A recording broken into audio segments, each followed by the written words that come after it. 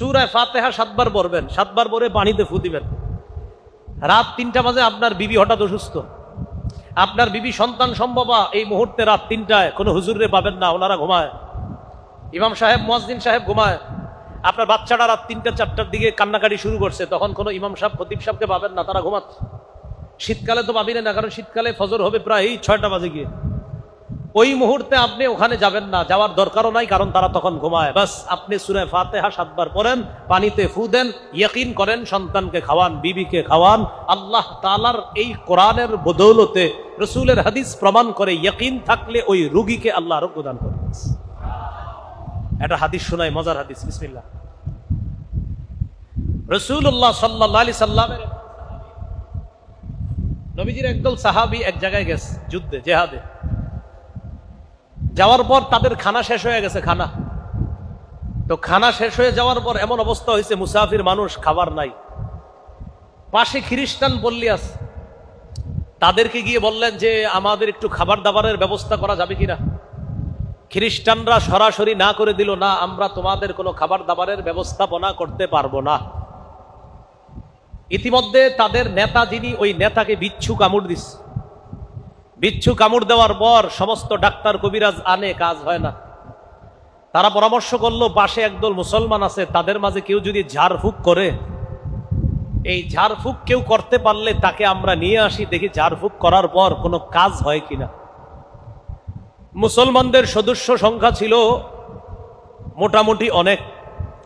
তো মুসলমানদের কাছে গেছে, যাওয়ার পর ওই যে যারা মুসলমানদেরকে খাবার দিতে চায় নাই, তাদের এক প্রতিনিধি দল মুসলমানদের আমির সাহেবের কাছে গিয়ে বলে, আফিকুম রাকিন, তোমাদের মাঝে কি ঝাড়ফুঁক করতে পারো, কেউ আসো? মুসলমানদের আমির সাহেব যিনি, তিনি বললেন, হ্যাঁ আসি তো, কেন? আমাদের নেতাকে বিচ্ছু কামড় দিছে, একটু আসো, ঝাড়ফুঁক করবা। আমির সাহেব বললেন, না, করব না। কি বললেন?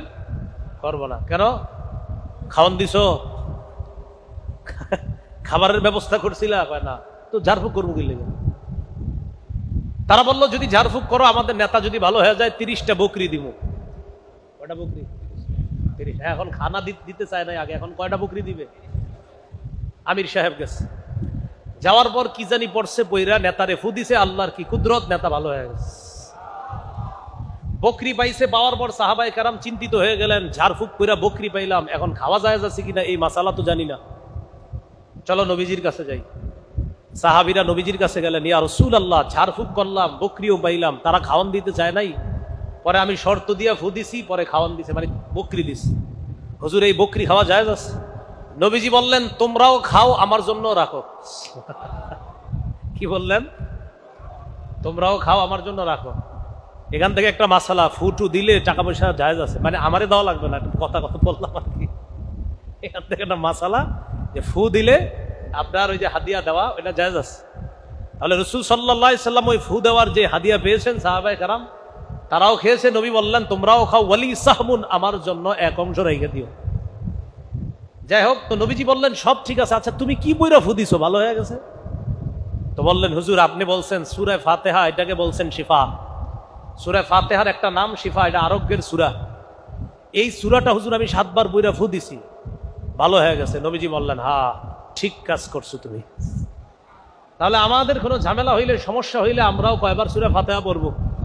7 বার করে ফু দিব, পান করব। আল্লাহ তাআলা বললেন, কোরআন ওয়াজ, কোরআন নসিহত, কোরআন অন্তরের রোগের আরোগ্য, কোরআন শারীরিক রোগের আরোগ্য। আল্লাহ আমাদের সকলকে এই কোরআন থেকে ঔষধ গ্রহণ করার তৌফিক দান করুন। আরেকটা হাদিস শোনাই, আবু দাউদের বর্ণনা, রাসূল সাল্লাল্লাহু আলাইহি সাল্লামের এক সাহাবী নাম সালামা রাদিয়াল্লাহু তাআলা, ওনার পায়ের মধ্যে ক্ষত হয়েছে, পায়ের মধ্যে আঘাত পাইছে। ইয়াজিদ ইবনে আবি উবায়দ নামে একজন বললেন, রাআইতু আসারা দারবাতিন ফি সাকি সালামাতা, নবীর সাহাবী সালামা রাদিয়াল্লাহু তাআলা আনহুর পায়ের গোড়ালির মধ্যে একটা ক্ষত চিহ্ন দেখলাম। আমি প্রশ্ন করলাম, মা হাজিহি, এটা কিসের চিহ্ন, আপনার কাছে জানতে চাই। সাহাবী জবাব দিলেন, আসাবাতনি ইয়াউমা খায়বার, খায়বারের যুদ্ধের দিন আমার পায়ের মধ্যে আঘাতপ্রাপ্ত হয়েছিলাম। তারপর আঘাত পাওয়ার পর আমি নবীর কাছে আমাকে নিয়ে যাওয়া হয়, ফানাফাসা ফিয়া সালাসা নাফাসাত, আল্লাহ রসুল আমার ওই পায়ের ওই জায়গায় 3টা ফু দেয়। কয়টা ফু দেয়? 3টা। নবীজি কোরআনের কিছু পড়ছে পইরা এইভাবে 3টা ফু দিস। ফু দেওয়ার পর ফামাশতাকাইতুহা হাত্তাল আন, নবী আমার ক্ষত স্থানে 3 ফু দেওয়ার পর আজ পর্যন্ত আমি এই জায়গায় কোনো ব্যথা অনুভব করি না। প্রিয় ভাইয়ারা, কোরআন পড়ব তো ইনশাআল্লাহ। আল্লাহ আমাদেরকে নিয়মিত কোরআন পড়ার তৌফিক দান করেন। কোরআন সুসংবাদ দাতা, কোরআন ভীতি প্রদর্শনকারী। সূরা ফুসসিলাতের 11 নম্বর আয়াত, এই আয়াতে আল্লাহ বলেন বাশীরাও ওয়া নাযীরা। কোরআন বাশীরা, জান্নাতের সুসংবাদ দান করে, নাযীরা, কোরআন জাহান্নাম থেকে ভয় দেখায়।